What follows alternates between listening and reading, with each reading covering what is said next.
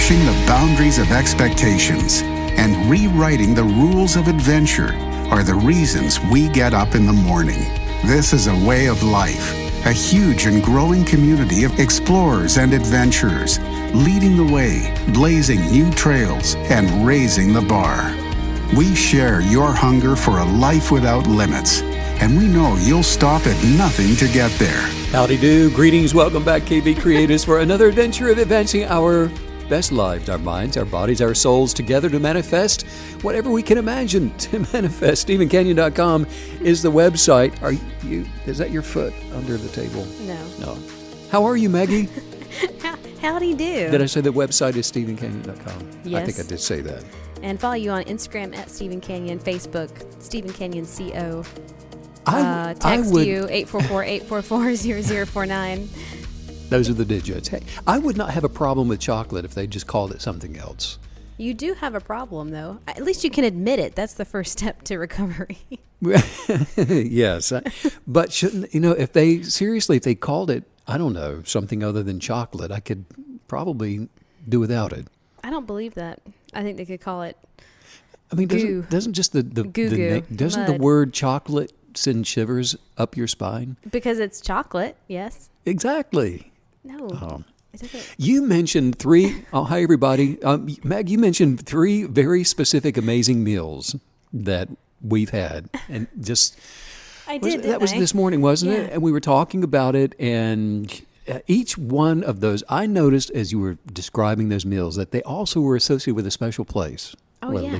Absolutely. Was it the place was special because of the meal, or was the meal special? It was the whole encompassing experience that made it so memorable and perfect. Number one. Like one out of three. Okay. Put them in order. Oh, no question. Number one, we had the most fantastical, otherworldly Thanksgiving feast at Natalie's, a French restaurant in Camden, Maine. Mm-hmm. Oh, my goodness. My mouth's watering. What was so amazing about it? Okay. Everything. So, I mean, oh my goodness. So there were so many courses. Oh, and I have an allergy to wheat. So everything had to be gluten-free. And they literally made everything from scratch, gluten-free, just for us. This was a 3-hour adventure. It was. Wasn't it? It took three hours. How many courses? It was 6 or 7. And 6 or 7 courses. And we couldn't eat all of it, of course. Of course. But it just kept going. We tried. We did try. Well, it's Thanksgiving, so we're going for it. But it kept going and going. The ambiance was perfect. There was a fireplace. I remember the color red. The color red is everywhere. And they put you in these really comfortable chairs so you can just sort of stay forever. And it was maybe the best meal. Everything was just perfect. The ambiance, the service, all of it. And then so that's number one, or is that number three? That was number one. So that's number one. Number one. I agree with that. I have to say that was a memorable meal. And it was super, super, high level fine dining, but it was not stuffy at all. Number two, that's a hard one. So I would have to rank the lemongrass crab coconut curry dish at. Can you tell we haven't had lunch, by the way? It's at the Belmont Hotel in Santa Barbara. Up on the hill, yes. Right? Mm-hmm, and you could see the. Oh yeah, so there's a beautiful view. You've got that California breeze, that California weather cooking, and just fresh, amazing food. And crab meat in the. So it was jasmine rice. It was like a coconut curry, lemongrass situation, and perfect peppers temperature, and sunshine, exactly as it should be. Yes. And could we see the ocean from there? I don't remember now. I think it was maybe a little bit. It was up pretty high. Yeah, I think we could. Number three. And then number three, that would be Coquettes in Colorado Springs. Coquettes, and we've had more than one meal at Coquettes. Oh yes, Coquettes is not so much a meal as just a go-to. Well, I think Coquettes should be number one because we've probably eaten there definitely more than the other places. Yeah. But it is a good go-to. And Coquettes is just straight up comfort food, top to bottom. But you cannot get it's anything. It's gluten-free, so it's... It doesn't matter. That just means I'm not going to have thinking, a reaction. This is healthy. We can eat anything we want because it's all just gluten-free. So yeah, that's not it. Are you kidding? Fried chicken. Oh, I know. French fries. Yeah. Fried. The whole thing. Just any. Oh, they've got cupcakes. There's not one healthy thing on that menu. It's a bakery in-house, but everything that they create there is gluten-free. Well, and if you do have to avoid wheat, there are certain things that you never get to have, and they have all of them. It was a mistake to go down this road. I love it. That was really fun. I'm hungry now. I know. I can feel my mouth's watering. I can barely. Well, that was fun. Mine is too. I can barely talk. I need to. Okay. Yeah. Everyone has something, and usually more than one something, that they really, really, really want. Mm-hmm. I mean, outside of food. And the one big thing that they dream about, the one thing that they, deeply desire. And this is usually pretty easy. Whenever I start a conversation off with somebody and we're going to talk about kinetic belief and manifestations and attracting, that is a great way to sort of crack the ice, break the ice. Mm-hmm. What do you deeply desire most? And just like that, most people can tell you. Yeah. Most of those desires fall in line with what people think define a great life, like financial prosperity, or they'll say health is the most important thing to me, family. Mm-hmm. But whatever they define as success, that's a great place to start. Yet, something that I find fascinating. I mean, as long as I've been doing this, even though somebody can very quickly, just like you, number one, at Camden, Maine, the meal there, number one, they can go there very quickly and point to what their greatest desire is, but then they can follow that, or they follow that up with, well, that desire has gone unfulfilled in my life. Now, think about that. It's your number one, most important, granddaddy of all, biggest desire, but it's unfulfilled. So why? That's a great point you're making, and so many of us don't put that together, do we? We don't piece that together. If you knew that restaurant in Camden, Maine was the number one best thing meal you could ever have, and you want that more than anything, you really, really, really, really wanted, then you could plot your course out, couldn't you? Yeah. How do I get there? This is the flight that I take. This is the days I need off from work. Da-da-da-da-da, calendar it. Next thing you know, bam, you're there doing the number one thing. Number one desire, you can name it, but why hasn't it been fulfilled? And why do we put it off? Why do we have this sense of, for the really, what we see as the big stuff, we always put it off to the future? Put it off, knowingly, unknowingly, something's happening to not manifest that greatest, biggest desire. Most people already know the basics of what it even takes to exchange something in their lives for something new, for that greatest desire. For example, you would know that you've got to exchange these days of work at the office in exchange for the travel, the hotel, the time spent going to Camden, Maine, whatever. Right. So you can even, most people, how to get there. You know how to get there. Yeah. They can give you the roadmap for it. But still it goes unfulfilled. So the question again is why? KBs who've been working their kinetic belief understand the creational principles that begin working by believing something, by speaking right words, putting belief into action. They understand the importance of vibrational energy. We talk about it all the time, the manifesting power of light, the power that is contained in the energetics of unconditional love. They get that. They understand that. And what comes to them through being forgiving, having no bitterness, no anger, not chasing after negative imaginations and those thoughts, knowing how to deal with those, and even just being an observer of those streams of thought and saying, I can smile at that and know that that's not me. I mean, a lot of people have gotten to that place.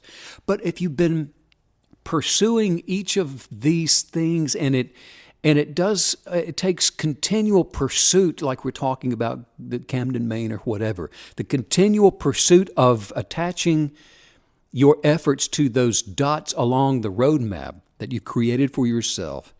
You're pursuing each of those, and you're continuing in that pursuit and still have not manifested what you desire most. You might be wondering, well, what am I missing? Well, when I was little, there were definitely specific things that I really wanted, like a ranch in Colorado, for example.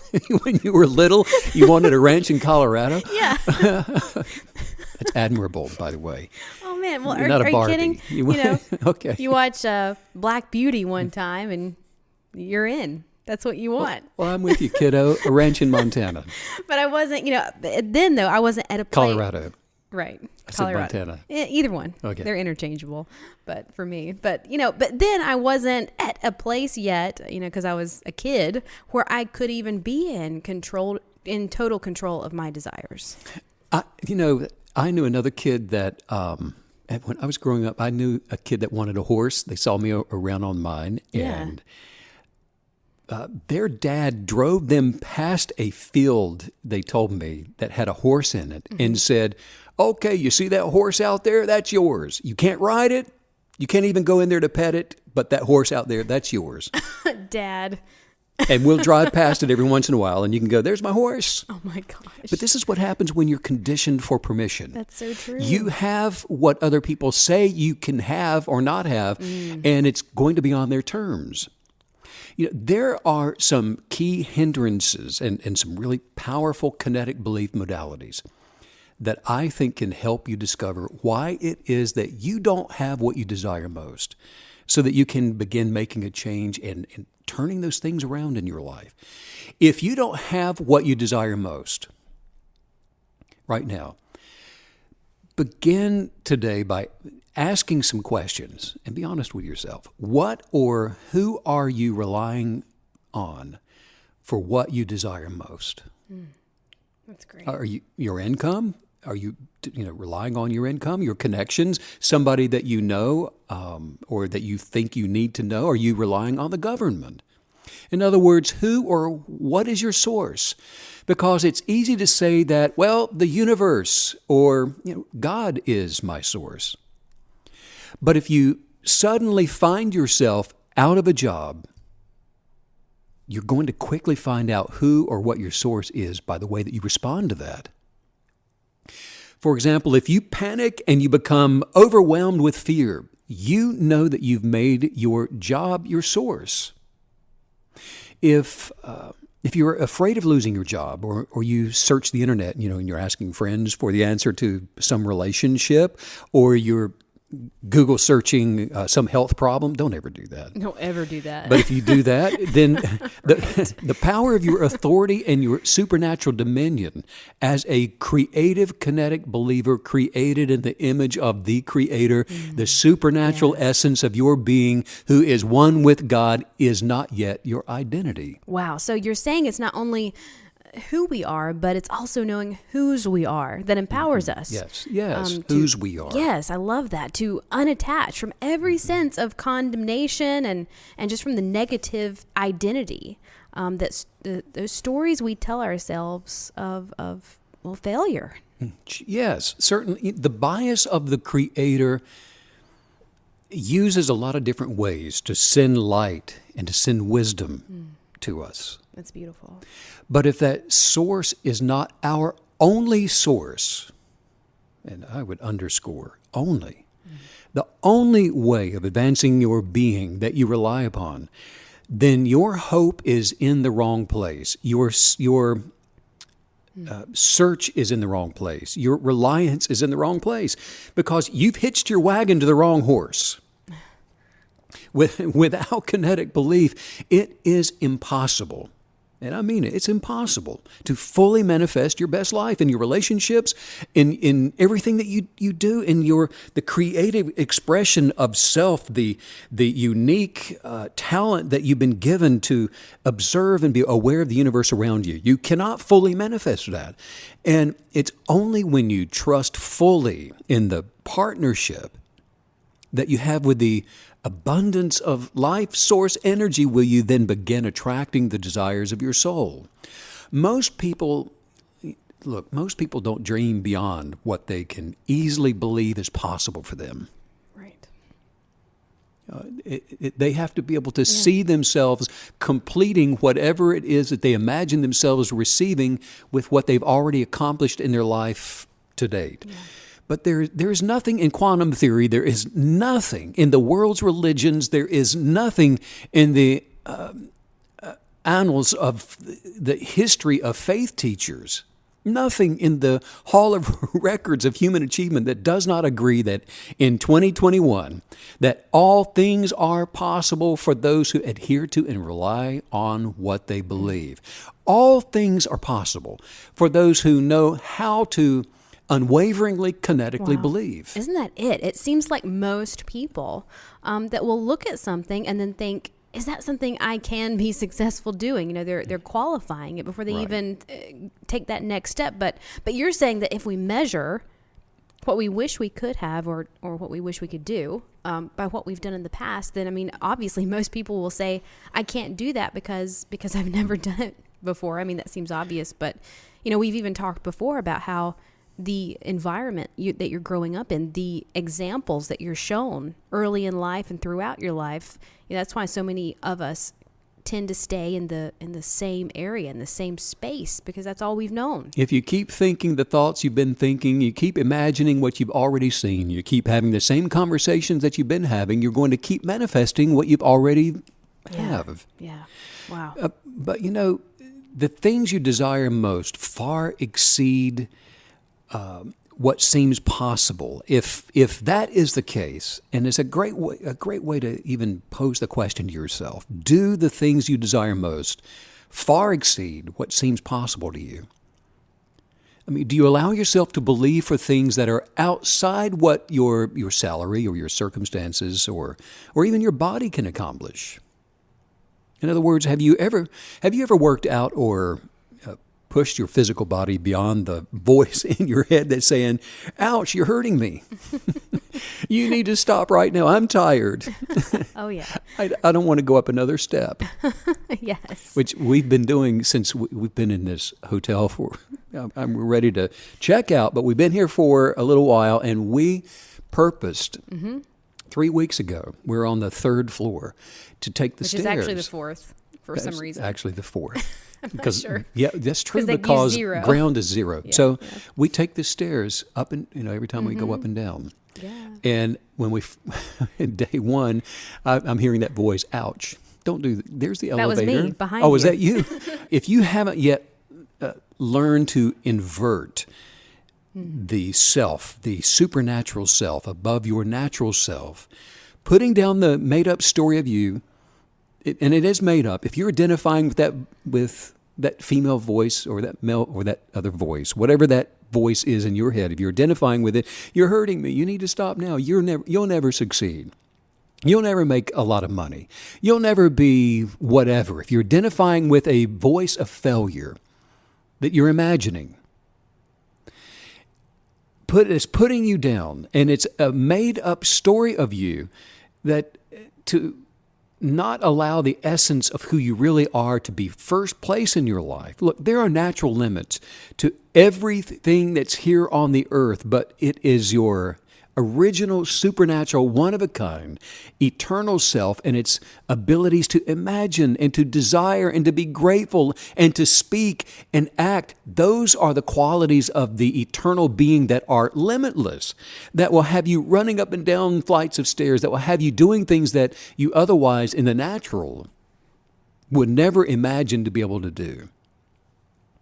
The key to continuous way of life, the kinetic believer, kinetic belief way of life is that we have to discipline ourselves not to try and think of how it could happen, how it's going to show up, how is this going to manifest, how am I going to make it up 4 flights of stairs multiple times a day.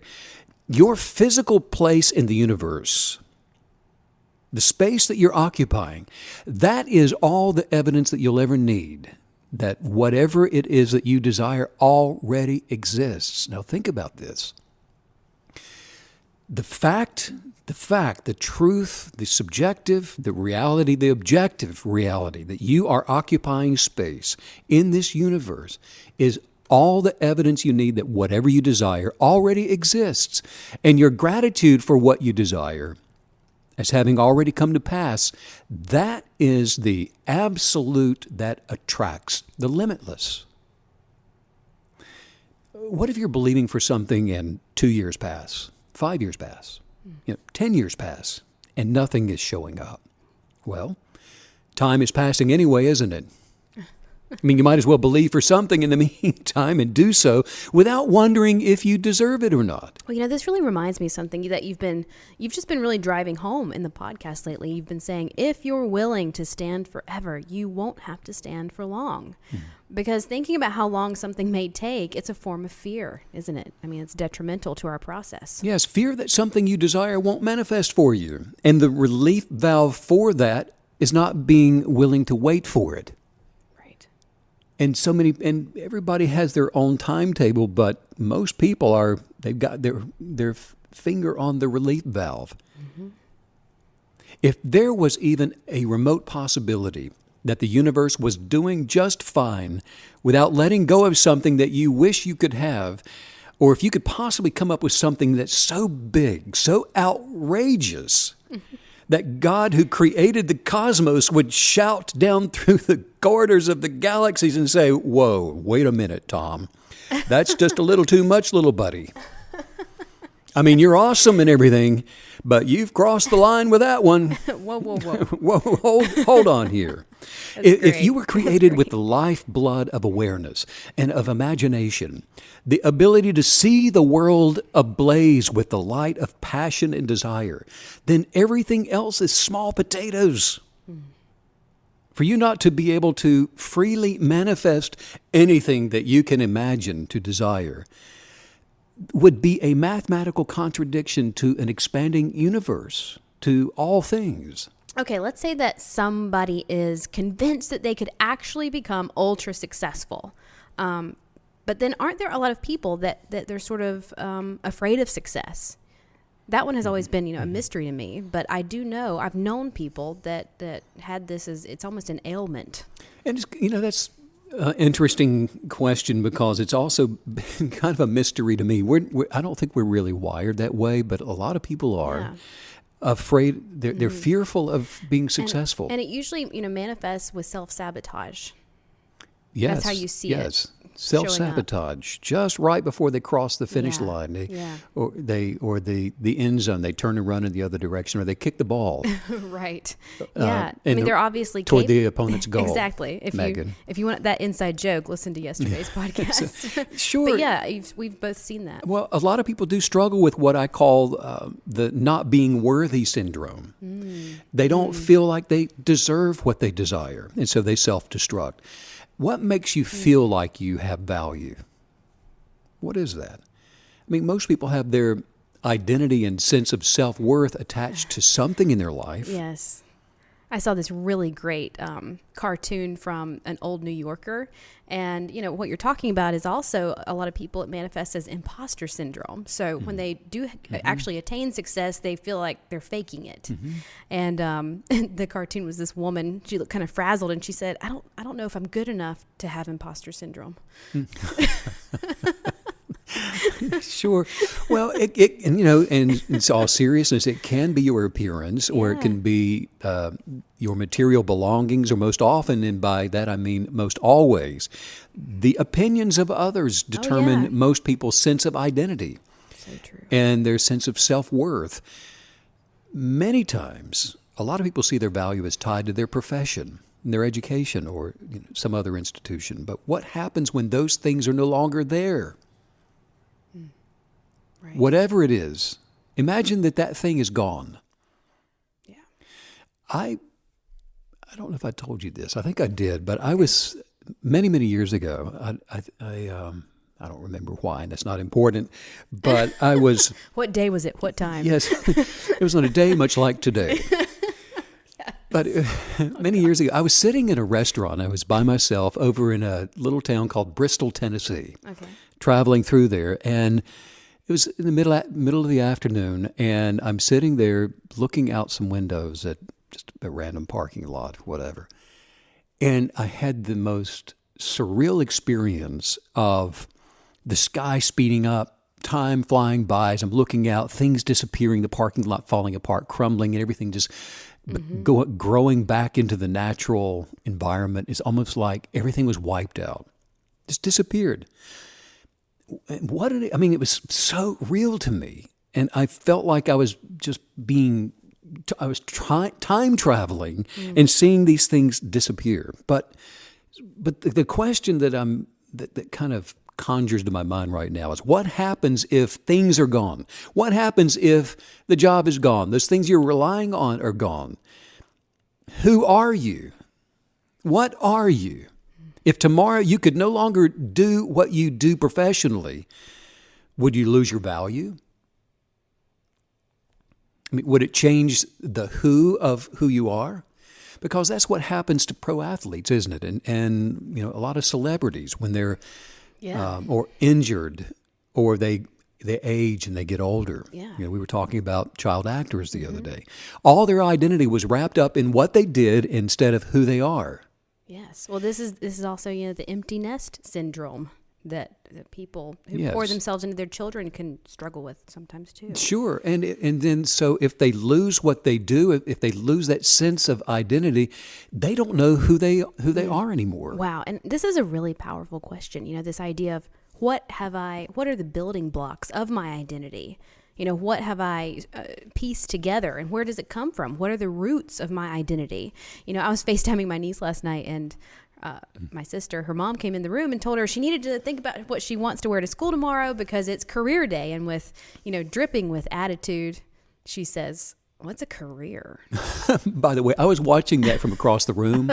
I couldn't hear what you guys were talking about, but she is one of the most animated little girls. She's hilarious. She's fun to watch. Well, and she actually has a very dry sense of humor, and so she's one of those kids where you think she's being serious, and she's just screwing with you, basically. So she says, "What's a career?" Oh yeah, she says, "What's a career?" Like it's a disease or something. Put on a cowboy hat and go on to school. That's probably what she did. I did hear her as I was saying goodbye. She was asking her mom for a rope. A rope. Yeah. So she was supposed to dress up for whatever. Just to pretend that she has a career. So I want to be a fire truck. That's her brother. That's her younger brother. Well, yes. When you transcend the natural self to embrace the essence of your supernatural identity in your Creator as your only source of value, it will be impossible for you ever again to be insecure about anything. You won't need lots of compliments. You won't need those pats on the back. Wow. You're not going to need to be promoted to feel valuable. But I love that you're piecing together supernatural identity and then also asking us to pause and think about what we have built up our identity with, because how can we have a supernatural identity when all that we're building with is these natural, tactile, sensory things, other people's opinions and what life feels like. And this is wonderful. So cool. We're transcending all of that natural identity, those identifiers, to embrace the essence of our supernatural identity. Because you know that your value was set before you were even born. Right. Intrinsically, and everybody that I talk to, Megan, we get there. There's a knowing. I don't like saying how deep, or it's deep or shallow, or but that's just the way most people identify it. So we'll just say there's a knowing deep within everybody that there is a value to you that was set before you came into the natural. Every single person comes into the natural as a masterpiece with a genius of purpose, and by purpose I mean the genius of awareness. So the next time negative influencers within or without try to bring a thought to you that, you're not worth much, stop and ask yourself the question, Why is it that the greatest miracle of creation in the entire universe for expanding awareness of the highest form of creation with an ability to replicate an imagination for anything hoped for or imagined and attract it into existence and manifest it, which includes me, why is it that I'm not really worth much? Right. What's broken in that sense of self-value? The economy changes, professions change, but your values never change. What you value, if it's misplaced, it never changes unless you put in the work and roll up your sleeves and say, you know what, I'm going to go back to the original source of my identity, and I'm going to work on some things, and I've got to do this shift of reality, shift of sense of self. Let the light of your positive vibrational connection with Source be your only source of value, and your mind, body, and soul will then be prepared to receive, to take with your hand, to manifest whatever it is that you desire in life. Well, when we pause to take stock, just even for this single moment of okay, what are we using? What materials are we using to build our identity with? You quickly realize that there are so many options and so many different types of these identity crutches, aren't there? Lots of crutches, and everything from relationships to careers to drugs. Yeah. I'm a smoker. Well, I'm not a smoker. Mm-hmm. How about you're neither one of those? Mm-hmm. Because yes, there are so many people who believe they can't make it without a particular person in their life, for example, but they see that person as the one that has their back. So there's a problem if that person is not there to have their back, or they have a wingman they can count on. Yes. And then if they lose that person for some reason, then they don't feel like they can go on. Right. If that's how you feel, listen, too much of your soul, too much of the light of your being is being given to another person, which is a place where you should be filled with the presence of being one with God, one with love, one with all that is good. Because when you are aligned with the essence of self, your perfected being, you can make it through anything because your Creator is your wingman. The artist of you that created you and imagined you has your back and is the anchor of your soul. It's beyond the natural or the supernatural bias for all of creation that when you decide that you're willing to advance your life, that will always be there. You can always count on that source. You can always count on. The truth is, the power of the highest vibrational energy of light and love will never, ever leave you. You can wobble away from its presence by believing the fear, believing the failure, identifying with something that's broken, believing some negative storyline narrative. I mean, you turn your back and you diminish when you do that as a result. But at any time that you will, to step into the power of your kinetic belief, for anything, the ability of creation will never not be there for you. In fact, your only source for life only knows the source for life. And it's always there, and it cannot let you down. The power for life is immutable, meaning it doesn't change. You are not special enough to change it, just special enough to enjoy it. Wow. And you'll always be just as valuable to life source energy as you were when you were created, as you were when you thought you were nothing special, as you are now that you know that you are a masterpiece. You will always be priceless to life source energy. You'll always be priceless to God. Wow, I love thinking about everybody that we meet that way, thinking about you and me like that we're all priceless. And that's just the miracle of life, isn't it? Yeah, every living, breathing human being is a one-of-a-kind, priceless creation. We were talking about this at dinner the other night, and we've been having some wonderful conversations with some of the servers and people that we've been meeting, and everybody's so beautiful. And then you see yourself in them in you and all of us as one. And when a human creative is ready and, more importantly, willing to stop believing the narrative lies, the misinformation, then they are positioned to have what they desire most because they have put themselves in the proper place in their life. And they're aligned with all things being possible. You see, most everybody has experienced some kind of difficult, soul-searching, trying times, and especially during this last year. And they are continuing in many, many places around the world right now. You know, historically, where the norm has been shaken or disrupted, people find out who and what their source really is. I mean, they find out who their wingman really is and what their rock is and where their identity is and where they can find their peace. So do you find your peace in your government?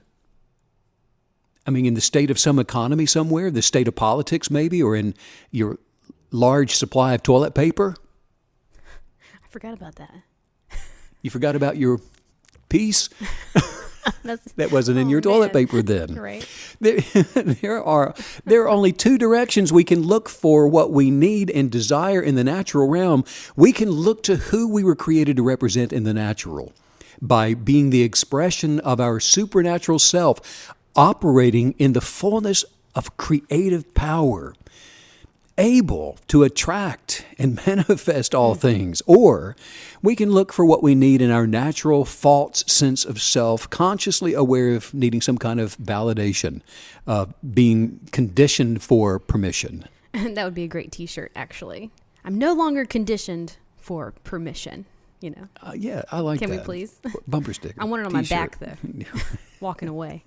But seriously, you know, change, it can be scary for a lot of us. It seems like, you know, sometimes you just don't feel safe if you're not able to stay close to what's familiar. That can be the thing that sort of creeps up.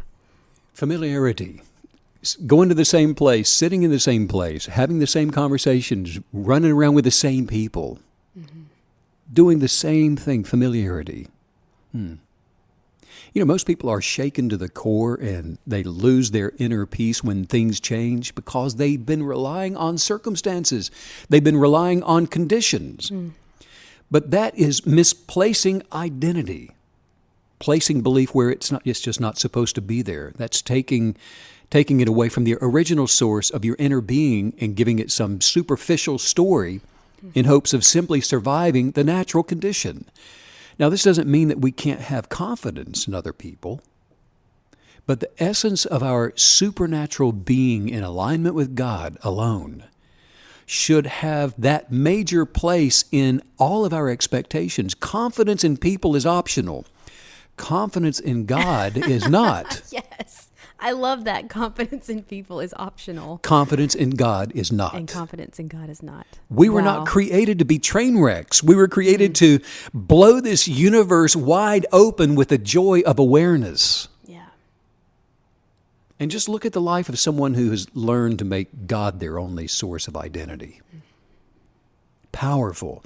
There's actually a verse in the Bible from the book of Jeremiah that says, "Blessed are those who trust in God and have made God their hope and confidence." They're like trees planted along a riverbank with roots that reach deep into the water. Such trees are not bothered by the heat or worried by long months of drought. Their leaves stay green and they never stop producing fruit. Think about it. That's the key to using the law of attraction to manifest what you desire most. When God, who is the original creator, the original bias before the Big Bang for everything in the universe, is your everything, well, you can have anything. When you replace the source for all things with something else, with somebody else, with fear, worry, doubt, a job, money, government, whatever, that something else becomes the source for something it can't provide. Wow. And I really love how you've taken this huge lesson, this incredibly important life-altering lesson, but you've brought it down to this concept so that we can grab it and use it in our everyday life. When we're looking at our identity, we can say, well, is this building block, this part of my identity, can it change? Mm-hmm. And if it can, it has no place there. And so that always going back, like I love that word that you used, immutable. Making sure that every single piece of our identity, everything that it's anchored in, is completely immutable. Mm-hmm. Yes. Yeah. It's so powerful, but this whole process, I mean, sometimes it can really feel like at the carnival, like a house of mirrors, or one of those terrible, my favorite things to go in, by oh my the way. gosh, I don't know or why. one of those like terrible corn mazes or something, what's real, what's not, let me just follow Alice down the rabbit hole and maybe that's the way out of this mess. Yeah, who knows? But that is so it, Megan, because identifying with source is everything. And if I want to order a truckload of Fruit Loops, I cannot call Beanie Weenies to get it. Oh my God. I'll get a truck of Beanie Weenies and wonder why nothing ever works out for me. What? No, I get on the phone with Fruit Loops and I tell them how grateful I am for receiving my Fruit Loops, and then I patiently wait for the sound of the truck. And then before you know it, I ain't got enough Fruit Loops for the entire neighborhood. And you're like, where is the milk? Well, then I call the milk truck people. But Loops. I'm pointing, Yes. you know what, I'm pointing to as many ways as I can think of possible for KBs to make daily adjustments for navigating their journey of the abundant life through these podcasts, because it can be challenging to, without bias, pay attention to what you're thinking about, how you feel about things, and see why it is that you don't have what you desire most manifesting in your life. But the wise KB is eager to do so because they know it's going to help them overcome and to break through and finally manifest their greatest desire and all the others. But now here is a big secret. If you can imagine it, it's because it already belongs to you. You were equipped with the imaginative portal for that thing to come into the natural. And if you can observe it, it's because it exists. The all-knowing oneness of creation created you with the portal of awareness of your thought forms, because the desire of God is for you to have those things that you imagine. Do like Einstein, spend more time formulating the right questions and then ask for the wisdom to transcend your awareness in these areas. You were created to do this. Journal your kinetic belief and then prepare to manifest what you desire most. Yes. Well, let's work on some highest viewpoints. Jump and in. let's just say this and shout it. Say it out loud. I can do anything I desire. I can do anything I desire. I can have anything I desire. I can have anything I desire. Because I don't doubt it. Because I do not doubt it. I am healthy. I'm healthy. Healing has become me. Healing has become me. I identify with being healed. I identify with being healed. I am the healed. I am the healed. Protecting my healing. Protecting my healing. I am wealthy. I'm wealthy. Because I identify with the source for all things. Because I identify with the source for all things. I am so happy. I'm so happy. I am filled with joy. I'm filled with joy. Not because I feel like I am. Not because I feel like it. But because I am. But because I am. I am enjoying me today. I'm enjoying me today. Because after all, every good thing is in me. Around me. Around me. I am light. I'm light. I am love. I'm love. I am joy. I'm joy. I am. Therefore. Because I'm one with God. Because I'm one with God. I am. I am. Wow. Yes, you have absolutely shown us the roadmap to identifying our identity source, understanding it. Where should we be getting it from? Incredibly empowering today. Make sure you go to StephenCanyon.com to check out all of the great resources there. And as Stephen mentioned yesterday, we are planning a retreat in Costa Rica. Coming up this year. Yeah. And you want to grab your mat as soon as they become available. Your mat. Grab your spot, grab your mat. Too. And look, make sure you're sharing these podcasts with someone that you love.